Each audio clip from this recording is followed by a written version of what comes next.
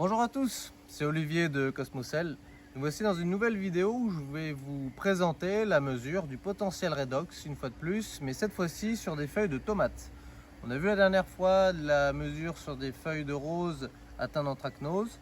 Là, je vais vous montrer la différence de potentiel entre des feuilles qui sont assez mal en point, donc attaquées par des insectes qui présentent déjà certaines chloroses, et des feuilles très saines. L'idée, c'est donc bien évidemment d'établir la différence entre les deux potentiels. Donc si on regarde d'un peu plus près, on a effectivement ici les feuilles que j'ai mesurées. Donc j'en ai pris 3, j'ai fait à peu près une dizaine de mesures. Et ici les feuilles saines. Là actuellement, je suis en train de mesurer une feuille saine. Voilà, on a une mesure qui va s'établir aux alentours de 150 millivolts. Et donc ça va nous donner l'idée entre les deux mesures. On mesurera ensuite le pH et on va donc pouvoir recouper sur le graphique le point de l'EH et du pH.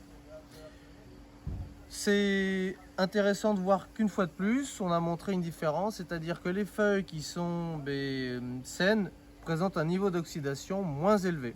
Ça corrobore donc la thèse de M. Husson. Pour avoir échangé un petit peu avec lui, il m'indiquait qu'une différence de 10% entre les deux mesures était déjà significative. Donc comme sur Rose, on voit des différences qui sont intéressantes et qui sont encourageantes par la suite. Dans une prochaine vidéo, on abordera le sujet du PE plus pH, donc une nouvelle notion qui recoupe en fait les deux mesures qu'on a vues précédemment, EH et pH. Là où l'EH mesure seulement les électrons et où le pH mesure seulement les hydrogènes, le PE plus pH va mesurer les deux, c'est-à-dire qu'on aura dans un même point à la fois le gain ou la perte des hydrogènes et des électrons. Donc ça concerne un autre graphique, mais c'est tout intéressant et ça nous donne une idée plus claire d'où se dirige la plante par rapport à son oxydation.